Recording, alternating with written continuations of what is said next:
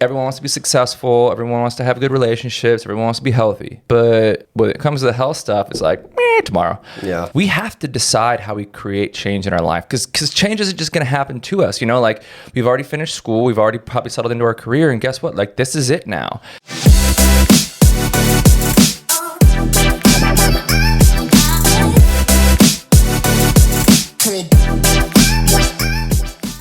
Okay, episode 60 of In the Grand Scheme of Fitness with your host, Justin Schollard. And Ethan Wolf. So today, guys, to celebrate episode 60, we're going to do a general overview of what fitness means specifically to you as the individual, because I think we have this idea of fitness. It's like co-branded with gyms and heavy weights and like running on a treadmill and like just grinding.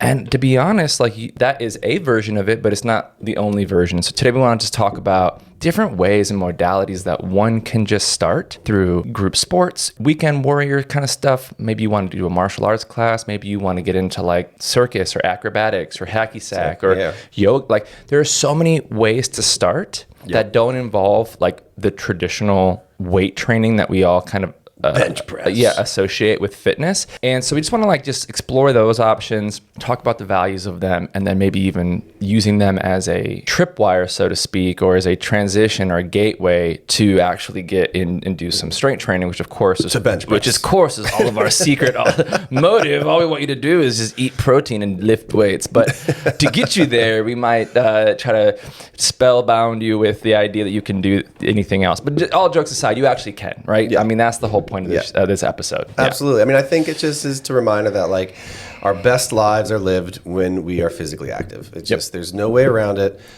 You're going to feel better. You're going to live longer. It's just the way to go. Mm-hmm. And, you know, the appeal of being in LA Fitness or 24-hour fitness or bad, you know, I don't know, what is it? Planet Fitness. Mm-hmm. Any type of fitness. any type of gym. Any type of gym. Yeah. It just might not be that appealing. And so I think, sure isn't for me. That's for I walked into Tanya goes to Equinox, big Globo gym. It sounds fancy. Trust me, it's really not. It's just normal. Like it's more expensive. It's the same shit. Like it really is. But point is it's a big meat market. It's just a warehouse. You walk in and it's just like, oh my God. Yeah. Especially if you go in like after hours, after work. It ain't for me. I mean, I love lifting weights. I just have a little squat rack and some dumbbells at home, but like that works for me. But like, anyway. So point is that it doesn't need to be that. Yeah, I think it's just get your body moving in some way. Yeah, and in the end, like being consistent is, as we've said many times, the most important thing to actually get the physiological benefits. Mm-hmm. And I think the idea is like that there are many ways to do it, and I think when you are having fun, when there's recreation or play involved, as we were just talking about beforehand, skill acquisition, it's amusing, it's entertaining, it's addicting, it's engaging. Mm-hmm. And I think if you can find like a sport, a modality, an activity that engages you and pulls you in so that you are simply just moving and being physically active or getting some type of fitness in your life, then that's the most important thing. And I also like there's just so much benefit to group sports of some kind, like, or just really any like recreation sport. So like we're all adults, everyone listening to this show is probably somewhere between 25 and 50 years old. You know, it's like we're just in it now. We're just in this like thick of it of adulthood that we have to decide how we create change in our life because change isn't just going to happen to us. You know, like we've already finished school, we've already probably settled into our career, and guess what? Like this is it now. And steady state. You know, and if we want to introduce anything novel, like it's a choice we have to make. Mm-hmm. And I think that is the trap, is that we don't make that choice and we just keep repeating the same day over and over and over again. And I think that leads to depression. It leads to some sort of like, dementia of some kind or brain. It's true. No, 100%. The repetitiveness of the same day kind of lived over and over again, it just kills our brain, you know? No, absolutely. You're not creating any new neural pathways or anything. I mean, there's like this old guy who's all about just like skill acquisition, but just knick-knack, paddywhack, learn something new and very particular. And like as soon as he acquires the skill, he moves on. So it's all this like just weird thing. Like I'll have like a big coffee tin and like stand on one foot on like a balancing block and like have a ball and throw the ball into the coffee tin. And we could do that 10 times. And it's like he like does like tightrope walking and just all these like odd, like almost like juggling. Just but it's things that like force the mind muscle connection. Yeah. So his whole thing is because he's old and he's just like, basically preventing his aging as much as he can neurologically, So smart, yeah. and obviously physically too. But he got addicted. It's almost like he went so niche. It's very particular and weird, but it's that exact thing where it's just all these neural connections. Exactly. You have to just be acquiring that skill. And I think when you do tie in the mental and physical, like so sitting there and like playing chess or learning an instrument or whatever, like obviously immense value in that, but that's like brain health, and that's great. Little beyond our scope as far as this show is concerned, but I mean, there's certainly so much there's so much that's related to that. Yeah. But when you tie in the physical and the mental, so like I am officially obsessed with golf now, and it's not the most intense sport, but I tell you, like after you play 18, you're pretty drained, and after you go hit 100 balls at the range, like oof, I broke a little sweat, like it's. Yeah. But it's such a nuanced thing that whether it be even just like hacky sacking or even learning to juggle. I mean, it's like, to me, it's like anything is going to be better than nothing, and if you get outside or even just moving your arms, like no, is juggling going to be some intense workout equivalent? No, but at the same time, at least you're moving. Yeah. And in some cascade of anything to get you moving, I think is what it's about. And totally, when we get addicted to something, it just pulls us in, and next thing you know, we want more inherently, and it's not this like battle of like, I need to go to the gym and I don't really want to. Especially when you start seeing improvement. Yeah, you kind of get the itch. You're yeah, like, and I think that like with exercise, like classic exercise, weight training or boot camps, whatever, like you can kind of do that forever and just always just feel like shit and really never notice a big change in your body. Or just even always though you are healthier. Yeah, well, but like you're not seeing the change. Where I think when if you have like a natural allergy to like going to a gym or training in that kind of classic way, giving yourself permission to join a soccer team or play some tennis with your friends or, play some volleyball, go join an adult volleyball league, like level 1 for beginners. What you're doing essentially is like, you're kind of checking the health box, like we already talked about, but like you get good quick. Yeah. And like, that is what keeps you kind of on the hunt. You're getting those dopamine hits where like, you're doing the salsa dance move you couldn't do 2 weeks ago. Yeah. You hit a perfect drive that you were slicing a month ago and you're like, ooh, I'm onto something now. And you want to do more and more and more of it. It kind of gets you on the trail. Yep. And I think there's a lot of power in that. And if that's the gateway that just gets you moving, the win-win is you get all the brain health stuff. You're acquiring a skill. Absolutely. Your brain's getting hit with dopamine and serotonin, and you're acquiring a skill, and you're learning, and you're forging these new networks, but then also getting out and moving your body, which of course we know is the best thing you can do for everything, basically. Just for everything, yeah. So yeah, I'm a big fan of that. Yeah, and there's a little plunge, I think, or a little leap of faith into trying something new, but I think that's also what makes life interesting. I mean, I love that you brought up partner dancing. I mean, there's so many things you can do, and there's also solo activities. Like even if you just were to get a bike and go ride around on the street, you're still getting outside, getting your heart rate up. Yeah. It's just going to be so good for you to just get some type of hobby or activity in your life that gets you moving. And I think just, it kind of goes back. It's like always about there's this degree of personal responsibility, right? You have to take on some personal responsibility in order to take that next level of evolution in your life. So whether it's counting your calories or doing, hand measurements for food, for your composition, or weighing yourself every morning. Yeah, there's something you have to take on. And I think there's a degree of also of personal responsibility of enriching your life with activities and doing something fresh and doing something new. And even if you find something that's your primary passion that you do forever, so be it. Or you keep willing to kind of put yourself out there a little bit and try something new, whether it's a solo activity, whether it's a group activity. Totally, dude. I think it's just life's going to be so much better. It's, also too, now that I'm thinking about this, I'm listening to you talk and I'm like, okay, I think I'm going to go out on a limb here and say that like as an adult, some sort of like group sport or whatever. Maybe it's not a sport in the classical sense, but maybe like dance, whatever. It checks all the major boxes. Number one, you get the physical stuff done. So that's important. You take a salsa class, you meet up with your normal buddies and play 18. You go play pickup basketball, whatever. Name your thing. Pickleball, the fastest growing sport in history. Let us not forget pickleball. Yeah, volleyball. Yeah, all these good things, right? So that checks the physical box, which we know is important. But then, like, because it is a skill, now there's the mental aspect of it, where your brain's going to work, learning this skill, and you're like processing that. What did it go wrong? What could I do better? You're on YouTube watching, like, how do I get better at this thing? And you're learning now. But then also the third one is the community aspect. Oh, dude. The social element of it, where it's just so important as adults, because we all know it's hard to make friends as we get older, right? It is, yeah. We tend to get solid off, especially young men. I mean, Tanya is a genius at making friends. I bet you there's at least 30 people who think Tanya is her best friend. Right. That's hilarious. Like, she's so good, and I don't. I mean, but I'm also more okay with it than she is. But anyways, point is that, like, especially for young men, but for women too, I'm sure, like, you go and just join like a beginner's volleyball class or league, and all of a sudden you're like on a team of 6 other strangers. Guess what? Within like 3 weeks, you're high-fiving, you're grabbing a beer afterwards. Hey, you want to meet up on Saturday and practice? Yeah, you got a little WhatsApp group going. It's like, that is purely of your own creation, and so you get the fitness of running around and trying something new and getting challenged and being comfortable. You get the mental stuff of learning skill, then you get the social and community thing where you've now, even if they're not like best friends necessarily, but like it's a group that you get to like go hang with and like laugh and like do things with, and that's massive. Absolutely. As we get older. And especially if you live in an urban area, there's everything, So even if it's a solo activity like juggling, there are juggling meetups and flow arts meetups, and even if it's not necessarily a team sport or partner dancing, even if it's something that you could do alone in your living room,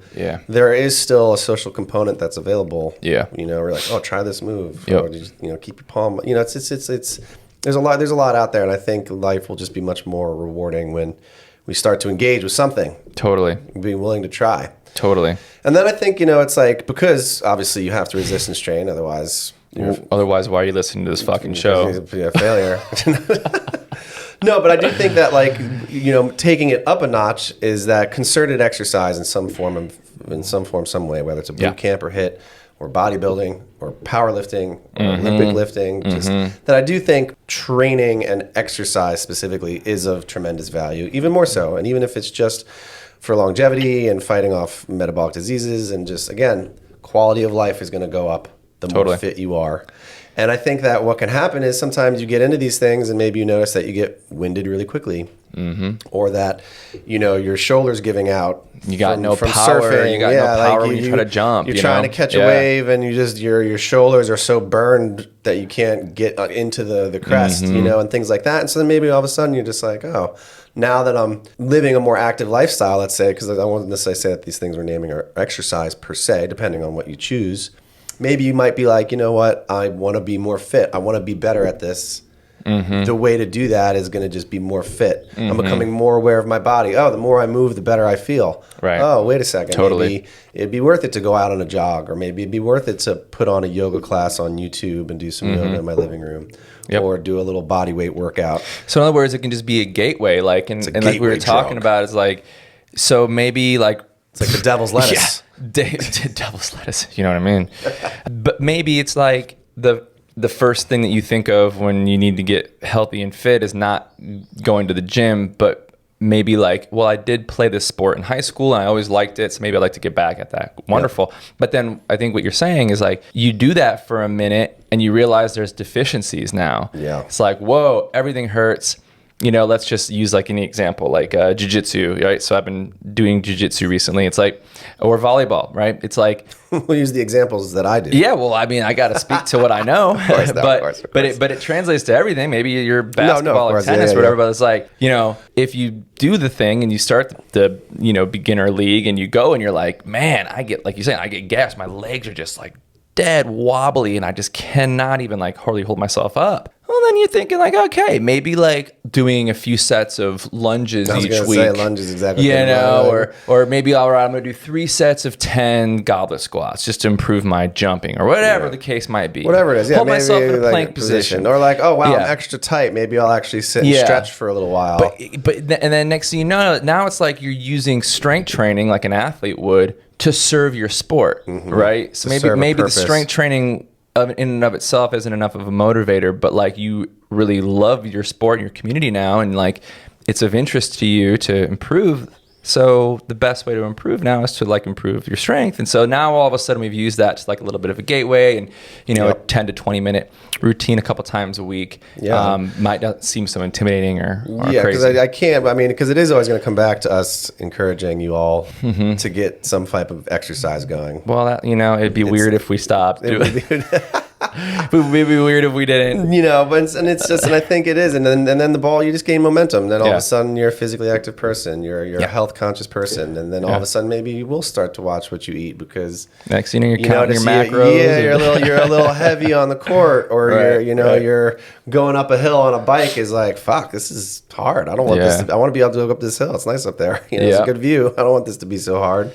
Exactly, and so you know, it's like finding what just gets that initial spark of interest going and giving yourself 100% permission to just try it. And like adulting is honestly just forcing the reality that you want for yourself to happen, because otherwise it's just not gonna fucking happen. Or and it's like we have to really try to create the life that we want for ourselves, and most of us tend to rank being healthy in the top 3 things that are most important to us, yet it's the one thing that we tend to devote the least amount of time towards achieving.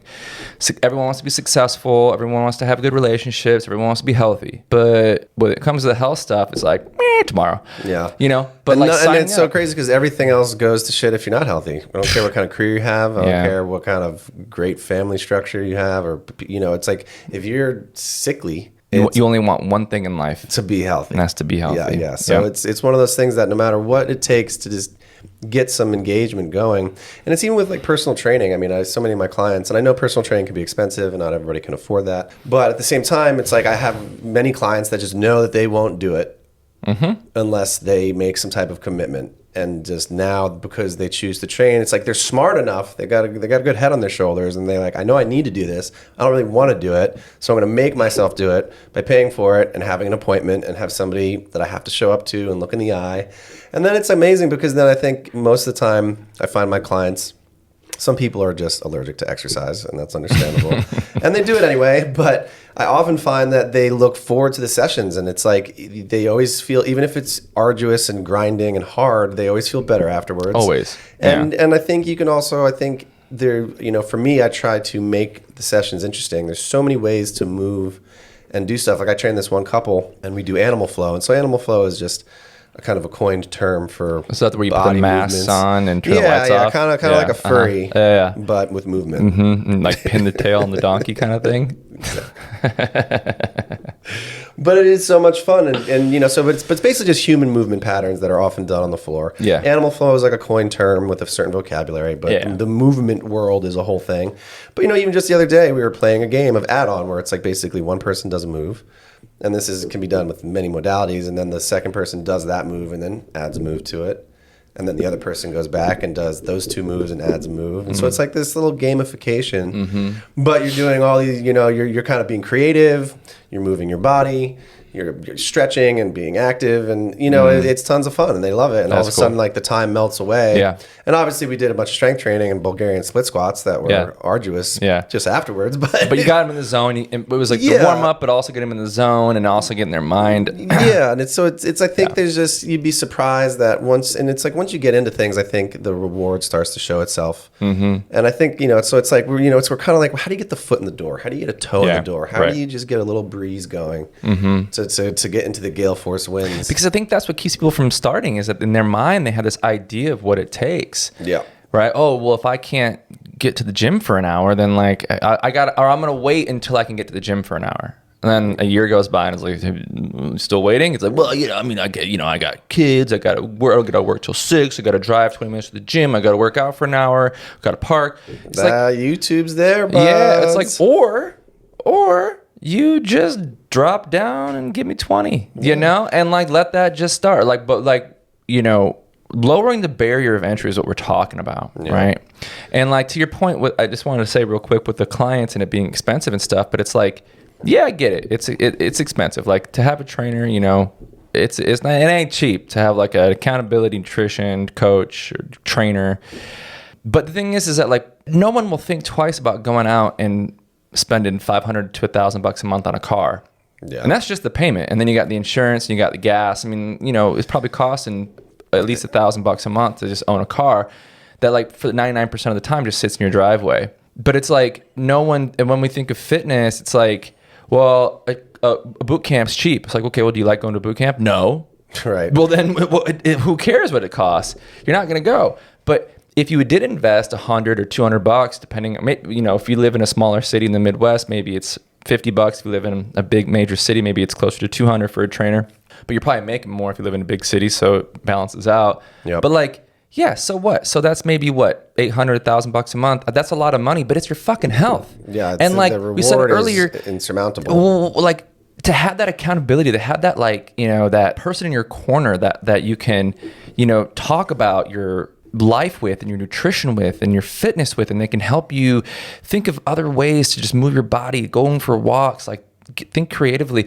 I mean, does that not improve your productivity? Will that not make you less depressed and more likely to, like, be adventurous and maybe ask for a bigger promotion or try a new career out? Or ask somebody out. Yeah, ask somebody out. Find a potential partner because you're feeling better about yourself. Like, there's so much intangible benefit to investing in your fitness, and that's relative. It could that might mean a $10 app to somebody might be a big deal, or that might mean $1,000 a month on a trainer for the next person. But like, whatever that is, this is your health we're talking about. Yeah. And lower the barrier of entry, bite the bullet, get uncomfortable, like, sign up for a sports team, go ride your bike, like, whatever it takes to just get out of the inertia of not doing anything. Yeah, is really the big takeaway, I think. Absolutely. Right? And I think, because it's like, again, it's like you might notice that your shoulder hurts from, again, like surfing. And so now it's like you got to go into the gym and learn a rehabilitation or just get stronger. Like, oh, okay, like, I'm weak on the board. So if I start doing some push-ups and some body weight rows or something, you're inevitably going to just doing those simple translate movements. To your sport. It's just going to translate. And, it's funny, even in that same couple I trained, one of them just started playing pickleball. Of course. I mean, pickleball is fun, but he's totally getting addicted. He's playing for hours, and obviously he's that much better off because of all the training he's been doing. And now he's even being more active. So obviously they train twice a week with me, but now he's being even more active. He's adopting that active lifestyle. He's being even healthier. He's having fun. He's meeting new people. He's getting outside. Yeah. So it's like this cascade that can happen that can go all the way up to, like, doing sport specific resistance training. You might get so addicted to a sport like golf, for example. I don't know what kind of losers play golf, but people who turn 40, you got two options. You can become like a history buff, or you can play golf. In my case, both. So just biographies of, like, George Washington and then golf. And I'm like, damn, how did I turn? Like, what happened to me? But I love it, but it's crazy. But you might get into the gym, and since golf is such a rotational sport, I mean, most sport involves rotation, you might get into the gym and really train specific rotational movements, standing cable rotations, and things that are there just to feed the sport. Really get specific. I'm totally incorporating in that case. I'm totally incorporating. I never used to do this with my core training, but as of late, I have a little pulley system here, but bands, whatever. But I'm absolutely doing the rotational stuff now, because I'm just like, well, you rotate both ways, but the force production is one directional, and that asymmetry could lead to injury in the future. And so it's like just making sure that both sides are balanced is now, like, top of mind. Well, it's also you're going to be able to hit the ball harder. You're going to have more power. Totally. You're going to be less fatigued. Less risk of injury. All the things. But I think that like me, even 25 years in the game now of training my body, because of this new sport, it made me think about new exercises to incorporate to enhance the sport. Yeah. Right. Broke you out of your mold as somebody who does resistance training all the time. Now, even resistance training is getting fresh. Right. It's like, ooh, let me do 3 sets from like top down and 3 sets from like parallel rotations on both sides, and it's like, oh, I never used to do that, and now I'm like getting like this like serrated sort of soreness in my rib cage that I hadn't had in a long time. And like the point is that the sport is what inspired that new change, and I think that's the hypothesis of this episode is to be like, you can start something like that has nothing to do with exercise necessarily or training your body with weights, but then because you're like, ooh, I want to get better at this. Now you're like researching like, what are some good exercises for people who do this sport, right? And all of a sudden you like get the ball rolling and you get momentum feeds this going. Momentum, and then all of a sudden you are just a fit person and you look great, you feel great, because you have to resistance train people. Don't get over it. So anyways, guys, that's the big message here. Get up there and do something. Just do something, do anything. Try to find something that's fun. I think that's the big thing. Like whatever. Like play is so enjoyable. We lose our little kids. We think play is stupid and it's not serious, and we have to be so serious all the time, and we can't laugh and have fun and enjoy things and learn a new skill. And bro, next thing you know, you're doing grumpy old curmudgeons that are listening to George Washington documentaries and they're just throwing their golf clubs off a cliff. Yeah, it's like what am I doing out here? No, but I think a little joy goes a long way, and I think just finding something that you enjoy is probably the best gateway to being physically active. Totally. And the cascade that can happen after that is limitless. Agreed. There you guys go. Episode 60. Big 6-0. In the name of fitness. Grand scheme of it. The grand scheme of fitness. Yeah. Yeah, Well, you know what we're talking you know what I meant. So there you go, guys. We'll see y'all next time for episode 61. Peace out. Peace.